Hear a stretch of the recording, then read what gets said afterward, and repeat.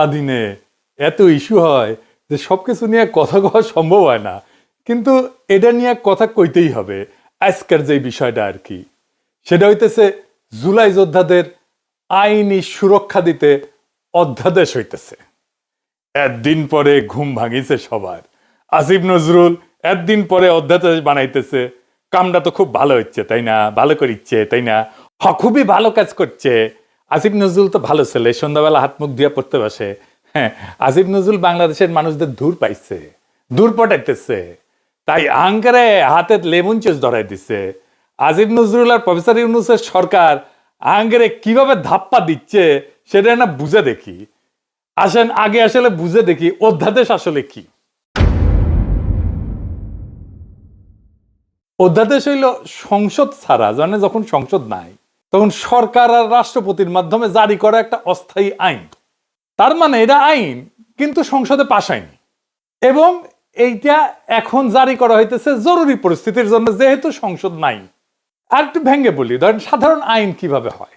স্বাভাবিক নিয়মে একটা প্রস্তাব আসে, সংসদে আলোচনা হয়, ভোট হয়, পাস হয়, রাষ্ট্রপতি সাইন করে সম্মতি দেয়, আইন হয়ে গেল।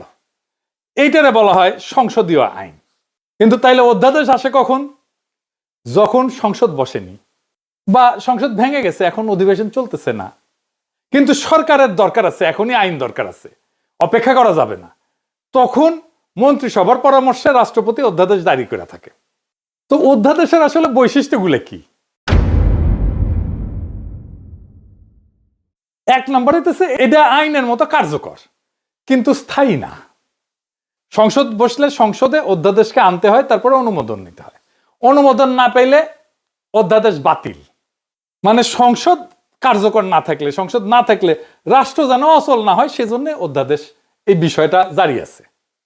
এখন ধরেন পরের সংসদ এটা পাশ করলো না অধ্যাদেশ আসিফ নজরুলের, তাহলে কি হবে? আসিফ নজরুলের কাছে উত্তর আছে? নাই। অধ্যাদেশ সংসদে পাশ হয়ে আইন হইলেও সংসদ চাইলে তো পরের দিনই নতুন আইন করে সেটা বাতিল করে দিতে পারে। এমনকি এই অধ্যাদেশ যেটা আসিফ নজরুল করতে যাচ্ছে, সেটা আদালত এখনই বাতিল করে দিতে পারে। তার মানে এটার মূল্য শূন্য, জিরো। তাইলে আসিফ নজরুল কেন এ করতেছে, সেটার উত্তর আমরা পরে পাবো। আসেন আগে বুঝে নেই যে আদৌ জুলাইয়ের জন্য দায় মুক্তি দেওয়া সম্ভব কিনা। এক কথায় দেওয়া সম্ভব না, এবং দেয়া যে সম্ভব না এটার কারণ আসিফ নজরুল, তার সাথে আছে ওয়াকার, তার সাথে আছে প্রফেসর ইউনূস নিজে, তার সাথে আছে ডাক্তার জাহেদ, তার সাথে আছে বিএনপি, তার সাথে আছে তারেক রহমান। এরা সবাই এই পরিস্থিতি ইচ্ছা করে তৈরি করছে। কেন? কারণ ঘোষিত বিপ্লব ছাড়া দায় মুক্তি সম্ভব না। দায় মুক্তি কোনো আইনি ব্যতিক্রম না, এটা একটা সার্বভৌম ঘোষণা। যে বিপ্লব ঘোষণা করতে পারে না, সে দায় মুক্তি দাবি করার নৈতিক অধিকার, ক্ষমতা এটা কোনোটাই রাখে না। ওয়াল্টার বেনিয়ামিন বিপ্লবী সহিংসতা বনাম আইন রক্ষাকারী সহিংসতা, এইটা একটা কথা বলছিলেন। একদিকে লেখেন বিপ্লবী সহিংসতা, আর একদিকে হতেছে আইন রক্ষাকারী সহিংসতা। আইন তৈরি করে যে সহিংসতা আর আইন রক্ষা করে যে সহিংসতা, দুইটা এক না। উনি বলছেন ল প্রিজার্ভিং ভায়োলেন্স, যেটা পুরানো ব্যবস্থার ভিতরে থাকে, এবং ল মেকিং ভায়োলেন্স, যেটা নতুন ব্যবস্থার জন্ম দেয়। যে সহিংসতার নতুন আইন তৈরি করে না, সেটা কেবল অপরাধ। 1971-এর স্বাধীনতা যুদ্ধ ছিল নতুন আইন তৈরি করার লড়াই। 1971-এর স্বাধীনতা যুদ্ধে আমরা যেটা করছি সেটা ল মেকিং ভায়োলেন্স, সেজন্য ওটা অপরাধ না। পুরানো বন্দোবস্ত রেখে সংগঠিত রাজনৈতিক সহিংসতা বৈধ হইতে পারে না, কারণ তা আইন ভাঙে, কিন্তু নতুন আইন সৃষ্টি করে না। স্মিথ বলছেন সার্বভৌম সেই যে ব্যতিক্রম ঘোষণা করতে পারে। ওনার একটা বিখ্যাত সূত্র ছিল, উনি বলছেন, ইংরেজিতে কইছেন, বাংলা হইতেছে সার্বভৌম সেই যে ব্যতিক্রম ঘোষণা করতে পারে। বিপ্লব মানে নিয়ম স্থগিত করা, পুরনো বৈধতা বাতিল করা, নতুন বৈধতা ঘোষণা করা। যে বিপ্লব পুরনো সংবিধান, পুরনো আদালত, পুরনো নৈতিক মানদণ্ড চালু রাখে, সে আদতে সার্বভৌম না। সার্বভৌম না হইলে দায় মুক্তি দেওয়ার ক্ষমতা থাকে না, বরং নিজেই ভবিষ্যৎ বিচারের অধীন হয়ে পড়ে। হান্না আরেন্ট বলছিলেন যে সহিংসতা একটা নতুন রাজনৈতিক সূচনা করতে পারে না, উনি বলছেন ফাউন্ডিং মোমেন্ট, এটা তৈরি করতে পারে না, সে সহিংসতা নিজেই নিজের বিরুদ্ধে সাক্ষ্য দেয়। সেই কারণে নতুন রাষ্ট্র গঠন করা ছাড়া সহিংসতা বিপ্লব না, এটা অপরাধ। তিনজনের কথা বললাম। বেনিয়ামিন বলছেন নতুন আইন না বানাইলে সহিংসতা অপরাধ। স্মিথ বলছে ব্যতিক্রম ঘোষণা না করলে সার্বভৌম নাশে। আর হান্না আরেন্ট বলছেন নতুন শুরু ছাড়া সহিংসতা ক্ষমতা না। শুধুমাত্র ঘোষিত চূড়ান্ত এবং নতুন শুরুর বিপ্লবী দায় মুক্তি তৈরি করে। পুরানো বন্দোবস্ত রেখা চালানো সহিংসতা আইনগতভাবে না, তাত্ত্বিকভাবেও অবৈধ। আমরা জুলাই বিপ্লবের পরে নতুন আইন বানাইছি, নতুন সংবিধান বানাইছি, বানাই নাই। ডাক্তার জাহেদ তো জান লড়াই দিল জুলাইকে অভ্যুত্থান বলে প্রতিষ্ঠা করার জন্য। বিপ্লব না, ছোটখাটো মানুষ পুতু পুতু করে কথা কয়, আর আমরা হইতেছে উগ্র। কিন্তু এদের ডাক্তার জাহেদের হইতেছে চিকনা বুদ্ধি, সামে এমন মাইর দেবে টেরি পাইবেন না, একদম খাইয়া ফেলবে আর কি। জাহেদ খান জুলাইকে অভ্যুত্থান বলে প্রতিষ্ঠা করার জন্য দেওয়ানা ছিল। অভ্যুত্থান যেটা, সেটা ক্ষমতা দখল করে, কিন্তু নতুন আইন, নতুন বৈধতা, নতুন সার্বভৌমত্ব তৈরি করে না। পুরনো সংবিধান, পুরনো আদালত, পুরনো রাষ্ট্রীয় কাঠামো চালু রাখে। তাই সহিংসতা যেটা, সেটা আইন ভাঙা হয়, আইনের নির্মাতা না। আমরা যেটা জুলাই করছি সেটা আমরা আইন ভাঙছি আইন নির্মাণ করার জন্য। কিন্তু আমাদের নতুন আইন নির্মাণ করতে দেয়নি এই জাহেদারা, এই আসিফ নজরুলেরা, এই প্রফেসর ইউনূসেরা। সেই কারণে এইটা ল ব্রেকিং ভায়োলেন্স হয়ে গেছে, ল মেকিং ভায়োলেন্স হয়নি। অভ্যুত্থানের সময় যে সহিংসতা হয় সেটা পরে অপরাধ হিসাবে বিচারযোগ্য থাকে। সেই কারণে ডাক্তার জাহেদরা 24-এর বর্ষা বিপ্লবকে বিপ্লব না বলে অভ্যুত্থান বলে প্রতিষ্ঠা করার জন্য দেওয়ানা হয়েছিল, যেন জুলাই বিপ্লবীদের পরে জবাই করা যায়। তার মানে এই জাহিদারা তাই চাইছে যা আওয়ামী লীগ চাইছে। আওয়ামী লীগ আর হাসিনা যে পুলিশ হত্যা আর সহিংসতার কথা বলে, জুলাই যোদ্ধাদের ফাঁসি দিতে চায়, তার তাত্ত্বিক ভিত্তি তৈরি করে দিচ্ছে এই জাহেদ, এই সামে সিকনে, এই সিকনা বুদ্ধির লোকটা। আপনাদের জিজ্ঞেস করা উচিত, তাকে ধরা উচিত। এই কাম কেন করছিলেন? মাদিরে যে পুলিশ ধরে, সে বৈধতা দিচ্ছে জাহেদ। দায় মুক্তি বাংলাদেশের ইতিহাসে একবারই হয়েছে, সেটা 1971-এর পরে। কারণ ওইখানে আমরা নতুন শুরু করতে পারছিলাম, ওইখানে লড়াইয়ের বিজয়ী ছিল আমাদের বৈধতা। এইখানে আমরা বিজয়ী হয়েছি, কিন্তু আমরা আমাদের বৈধতা তৈরি করতে পারিনি, নতুন শুরু করতে পারি নাই। সেই কারণে দায় মুক্তি দেওয়া সম্ভব হবে না, যতই বলুক আসিফ নজরুল। তাইলে আসেন, আসিফ নজরুল কেন এই অধ্যাদেশ করতে এত ব্যস্ত? কারণ হইতেছে আসিফ নজরুল নিজে দায় মুক্তি চাইতেছে। সে জানে সে কি আকাম করিছে। কি আকাম করছে জানেন? দেশ যখন একটা বিপ্লবী সন্ধিক্ষণে, যখন আমরা নতুন রাষ্ট্র তৈরি করব, হাসিনা পলাইছে, সেই সময় সে ওয়াকার আর বিএনপির সাথে মিলে পুরা বিপ্লবটাকে লাইনচ্যুত করছে। বিপ্লব ওই রাতেই শেষ। তারপরে ধৈরা ধৈরা বিপ্লবের সাথে সম্পর্কহীন বুড়াগুলাকে উপদেষ্টা বানাইছে, সংবিধান সমুন্নত রাখছে, ওয়াকারকে রাখছে, চুপ্পু করে রাখছে। আমরা সেকেন্ড রিপাবলিক করব বলছিলাম, নতুন রাষ্ট্র করব না, উই বেশি বোঝে, উই একাই বিপ্লবের স্টেক হোল্ডার। আমি ওরা জিজ্ঞাসিলাম যে আপনার যে নাচতে নাচতে ওয়াকারের গাড়ি চড়িয়া ক্যান্টনমেন্টে গেলেন, কোন ক্যাপাসিটিতে গেছিলেন? কয় পলিটিক্যাল পার্টির বাইরে যে সিভিল সোসাইটির অংশ আছে সেই হিসেবে গেছি। আমি কইলাম ভেরি গুড। তাইলে এখন বলেন, ওই যে কয়দিন ঘুটু করলেন, সিভিল সোসাইটির কার সাথে কথা বলে ঘুট্টুটা করেছেন? কার সাথে পরামর্শ করছেন? আপনি একা হারকিউলিস হয়ে গেছেন কেন? আপনি কারোর সাথে কথা বলেন না কেন? কার সাথে আলাপ করছেন? কারোর সাথে আলাপ করে নাই। আপনার হাত জগন্নাথ, নিজে যা ভালো বুঝিছে তাই করিছে। একটা সাক্ষাৎকারে দেখলাম আজিম নজরুল কইতেছে তার বাসায় বসে ছাত্ররা উপদেষ্টা বানাইতেছে, সে মাঝে মাঝে পরামর্শ দিতেছে, কইতেছে এখন কেমন লাগে? সচিবেরা কথা শোনে না, পুলিশেরা কথা শোনে না, পাবলিক শোনে না কথা, কোথাও গেলে পাবলিক আটকায় ফেলে, ভুয়া ভুয়া স্লোগান দেয়।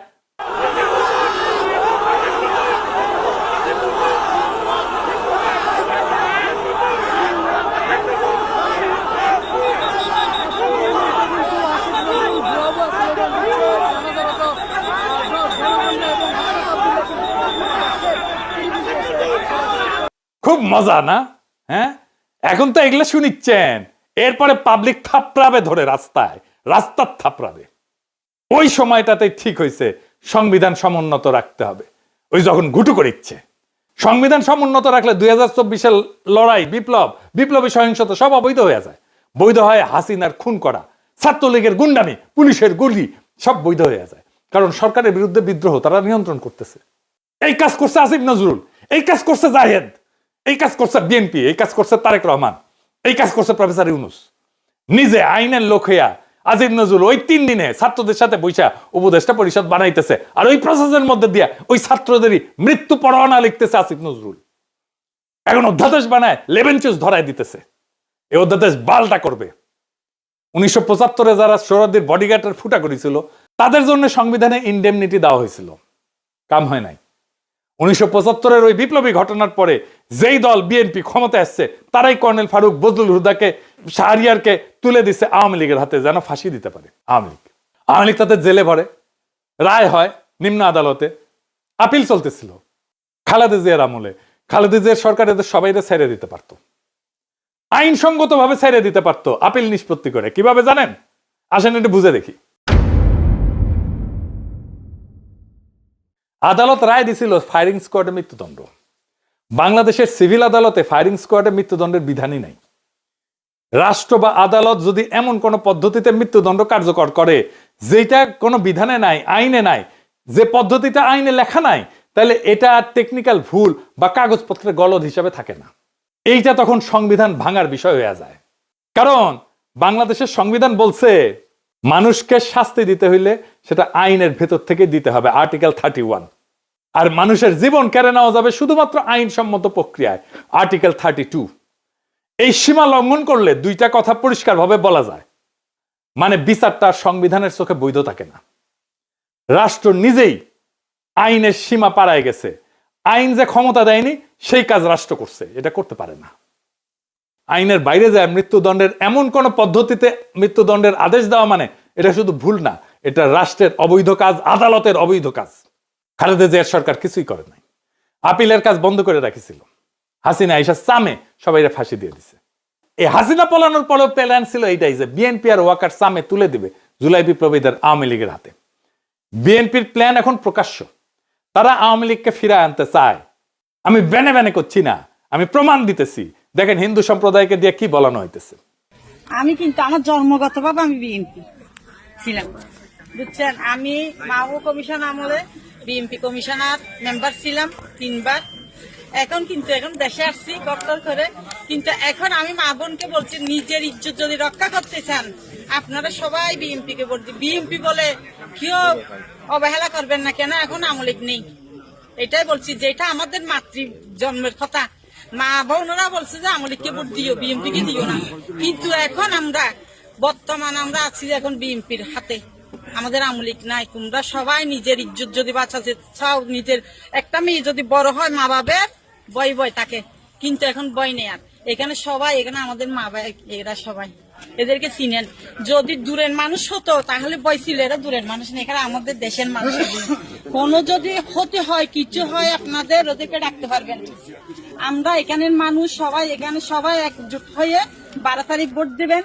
সবাই ভোটের জন্য যাবেন, কিন্তু অনেকজন বলে বিএনপি কে ভোট দেবো না, যাবো না। না, এটা মনে করবেন না। বিএনপি কে দিলে মনে করবেন কোনোদিন আবার আওয়ামী লীগের হাতে যেতে পারবেন আপনারা। বিএনপি কে চান, কিন্তু অন্য দল দেখবেন, কিন্তু নিজের হাতে নিজে কপালে হাত মারবেন। এখানে বিএনপি ছাড়া আর কোনো উপায় আমাদের নাই। এখানে হিন্দু বা মুসলিম হোক সবাই বিএনপি কে চান। আমি বলছি আমাদের এই এলাকার সবাই, আপনারা বিপদের সময় না পেলে এদেরকে পাবেন। এরা এখানে কাছের লোক, এরা দূরের নাই, কেউ হারিয়ে যেতে পারবেন এখান থেকে, আমাদের হাত থেকে, কেন এগুলো আমাদের দেশের লোক। তাই আমি বলছি মা বোনকে, এখানে মহিলা হইয়ে বা পুরুষ হইয়ে ওই বিএনপি কে দেবো না এই কথা আর বলিয়েন না। কেন আমরা এখন একটাই দল, বাংলাদেশে একটাই দল আছে, ওইটাই কোনো দল না, এটা নিজেরাই দল করছে, যে এটাকে কেউ সমর্থন দেবে না ওই দলকে। আমরাই এখন হচ্ছি যে কি সবাই বলো বিএনপি কে চাই, ভোট চাই, ধানের শীষে ভোট দেবে, এটাই আমরা চাই। আমাদের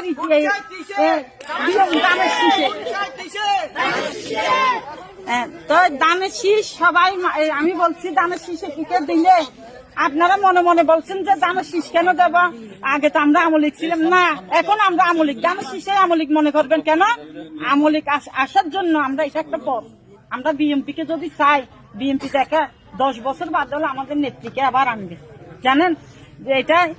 কিন্তু ওদের হাতে যদি চলে যায়, পাকিস্তানে চলে যেতে হবে সবাইকে, মনে করবেন। শুনলেন তো, কইতেছে আগে আমরা আওয়ামী লীগ ছিলাম, এখনো আমরা আওয়ামী লীগই আছি।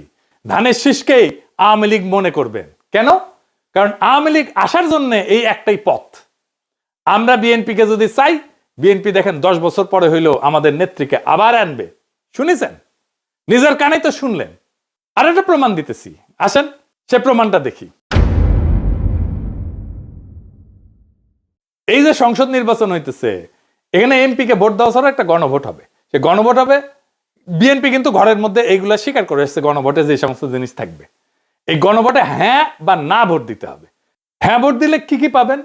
আপনি 12টা জিনিস পাবেন। 12টা কিভাবে আগামী রাষ্ট্র চলবে সেটা ঠিক করতে পারবেন। কি কি সেটা একটা একটা করে বুঝে দেখি, শুনেন মন দিয়া। আপনি কি এমন একটা বাংলাদেশ চান যেখানে তত্ত্বাবধায়ক সরকার, নির্বাচন কমিশন, সরকারি কর্ম কমিশন মানে যেটাকে পিএসসি বলা হয়, এটা গঠনে সরকারি দল এবং বিরোধী দল একত্রে কাজ করবে? সুন্দর কথা না? 2 নাম্বার, সরকারি দল ইচ্ছামতো সংবিধান সংশোধন করতে পারবে না। সুন্দর না কথাটা? 3 নাম্বার, সংবিধানের গুরুত্বপূর্ণ পরিবর্তনের ক্ষেত্রে গণভোটের বিধান চালু হবে। সুন্দর না? আমরা সবাই মিলে ভোট দিয়ে ঠিক করব। 4 নাম্বার, বিরোধী দল থেকে ডেপুটি স্পিকার এবং গুরুত্বপূর্ণ সংসদীয় কমিটি সমূহের সভাপতি নির্বাচিত হবেন বিরোধী দল থেকে। সুন্দর না? যত মেয়াদী হোক কেউ সর্বোচ্চ 10 বছরের বেশি প্রধানমন্ত্রী থাকতে পারবে না। সংসদের নারীর প্রতিনিধিত্ব পর্যায়ক্রমে বাড়বে।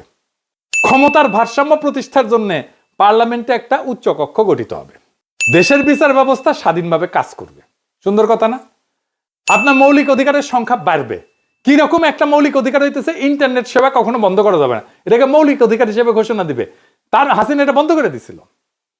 দণ্ডপ্রাপ্ত অপরাধীকে রাষ্ট্রপতি ইচ্ছা মতো ক্ষমা করতে পারবে না। ফাঁসি দিলেও তো ক্ষমা করে দেয়, জেল দিলেও ক্ষমা করে দেয়।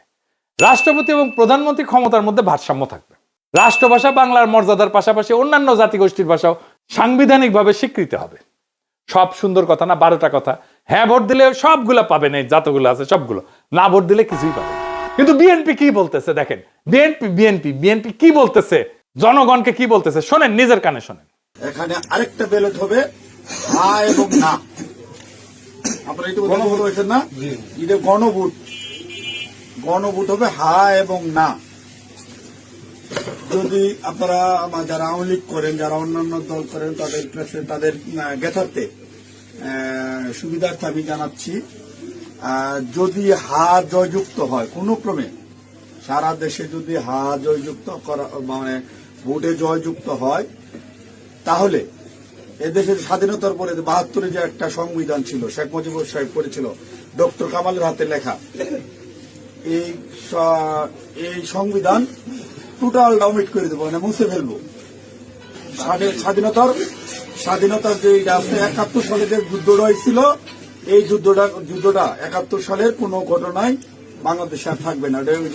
আপনার ইয়ের মধ্যে যে সংস্কার করতে চাইতেছে, যে সংস্কারের জন্য হানা বুট হইতেছে, এদের মধ্যে লেখা আছে 71 সালকে বাদ দিয়ে 24-এ যে ইটা হয়েছে, গণঅভ্যুত্থানটা হয়েছে, 71 জায়গাটা নিবে 24 সাল। কেন নিবে? এটা একটা কারণ আছে, জামাত ইসলামের একটা কারণ আছে। জামাত ইসলাম 71 সালে দেশের স্বাধীনতা চায় না, এদেশে বাংলাদেশের স্বাধীন হোক, বাংলাদেশ স্বাধীন হোক, জামাত ইসলাম কিন্তু এটা চাই নাই।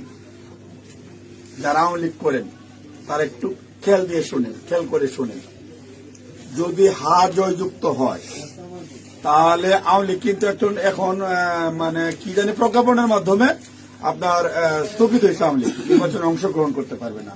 যদি হা জয়যুক্ত হয় তাহলে আওয়ামী লীগ একবারে আর কোনো মিটিং টিটিং হবে না, মিটিং টিটিং সংসদে কোথাও উঠবে না। ওই হার মধ্যে এই লেখা আছে আওয়ামী লীগ নিষিদ্ধ। এই যে 24 সালে গণহত্যার জন্য আওয়ামী লীগ কিন্তু নিষিদ্ধ হয়ে যাবে আপনাদের ভোটেই। যদি হাতে ভোট দেন, হাতে ভোট দিলে আপনার 16 ডিসেম্বর থাকবে না, 26 মার্চ থাকবে না, আপনার 71 সালের যে যুদ্ধ করতে মা বোনেরা ইজ্জত দিচ্ছে, 30 লক্ষ মা বোনের ইজ্জত দিচ্ছে, এটা থাকবে না। অর্থাৎ আপনারা যারা আওয়ামী লীগ করেন দয়া করে আপনারা না ভোটের জন্য হলো, আওয়ামী লীগের তো আমরা আসলে বিএনপি হইতে উদারপন্থী রাজনৈতিক দল, আমরা বিএনপি চাচ্ছি সকল দল মিলে একটা দেশে নির্বাচন হোক, সকল এবার না হোক, সামনে যেন সকল দল একটা নির্বাচন অংশগ্রহণ, 5 বছর পরে যেন সকল দল নির্বাচন অংশগ্রহণ করতে পারে। আপনারা আপনাদের যারা আওয়ামী লীগ করেন আপনাদের দল রক্ষা করার জন্য আপনাদের কেন্দ্রে যাইতে হবে, ঠিক আছে? আপনাদের কেন্দ্রে যাইতে হবে, আপনাদের দল রক্ষা করার জন্য, না ভোট দেওয়ার জন্য হইলে সার্বভৌমত্ব দেশ রক্ষা করার জন্য 71-কে ফিরিয়ে, মানে 71 যেভাবে আছে স্বাধীনতার যুদ্ধটার ইতিহাস আছে, এই ইতিহাসটা রক্ষার জন্য হইলেও যারা না ভোট দিবেন, যারা আওয়ামী লীগ করেন, আপনাদের কেন্দ্রে অবশ্যই যেতে হবে। কেন্দ্রে যদি আপনারা আপনাদের দলকে রক্ষা করতে যান, যেহেতু এবার আপনাদের নাই কোন নমিনেশনের, আওয়ামী লীগের কোন প্রার্থী নাই, দয়া করে সেক্ষেত্রে আপনাদের কাছে আমাদের অনুরোধ, যারা আওয়ামী লীগ করেন, বিএনপির তো আপনারা ভোট আমাদের দিবেনই, ঠিক আছে, যারা বিএনপি করেন তো আমাদের ভোট দিবেন। না ভোট দেওয়ার জন্য যারা কেন্দ্রে যাবেন, আপনাদেরকে যেতেই হবে, আপনাদের অস্তিত্ব রক্ষার জন্য, আওয়ামী লীগ রক্ষার জন্য হইলেও আপনাদের কেন্দ্রে যেতে হবে। শুনেছেন? তার মানে বিএনপির ঘুরে ফিরে আওয়ামী লীগকে ফিরে আনতেই চায়। তারা অনেক আগে থেকে বলতেছে কিন্তু আওয়ামী লীগ নির্বাচনে আসুক। শুনেন। তবে আওয়ামী লীগের প্রধান প্রতিদ্বন্দ্বী বিএনপি চায় দলটি নির্বাচনে আসুক, নির্বাচনটি হোক অংশগ্রহণমূলক। আমরা আশা করব যে এই নির্বাচনটি পার্টিসিপেটরি হবে, সকলের জন্যই দ্বার উন্মুক্ত, জনগণ যাদেরকে সুযোগ দেবে তারাই দায়িত্ব পাবে। আমরা কামনা করি প্রত্যেক রাজনৈতিক দল এই নির্বাচনে অংশগ্রহণ করুক, কাউকে বাদ দেওয়ার হলে জনগণই বাদ দিয়ে দেবে। যখন জনগণের বিরূপ প্রতিক্রিয়া হয়েছে তখন বলে এইবার না আসুক, বিএনপি ক্ষমতা আসলে আওয়ামী লীগ ফিরবে, পরের বার ফিরবে। বুঝিস? ঐক্যমত কমিশনে আইসা বলে আমরা সংস্কার চাই, আর কর্মীদের বলে না ভোটের ক্যাম্পেইন করতে। কি রকম জাউরার জাউরা, কি রকম খাইস্টার খাইস্টা, কি রকম ভন্ডের ভন্ড। এটাই আসল প্ল্যান। এই প্ল্যান হইতেছে গ্র্যান্ড প্ল্যান, আওয়ামী লীগকে ফেরানোর প্ল্যান। এইবার ভোটে যদি বিএনপি জিতে তাহলে আওয়ামী লীগ ফিরবে, লিগে রাখতে পারেন। এটা তো আমার কথা না, আপনারা তো বিএনপির লোকদের মুখেই শুনলেন, তাই না? আপনি আসলে ধানের শীষে ভোট দিতেছেন না, আপনি ভোট দিতেছেন নৌকায়, আপনি ভোট দিতেছেন হাসিনা রে, আপনি ভোট দিতেছেন ফ্যাসিস্ট রে, আপনি ভোট দিতেছেন ভারপ্রাপ্ত আওয়ামী লীগ রে, বিএনপি রে না। যারা আওয়ামী লীগ রে ফিরে আনতে চান তারা ধানের শীষে ভোট দিতে পারেন। আমরা বলবো নৌকার ধানের শীষ দুই সাপেরই একই বিষ। এই দুইটারে বাংলাদেশ থেকে হটাইতে হবে, এই দুইটারে ক্ষমতার আশেপাশে আসতে দেওয়া যাবে না। এটাই আমাদের আগামীর বাংলাদেশ গড়ার শপথ হোক। ইনকিলাব জিন্দাবাদ।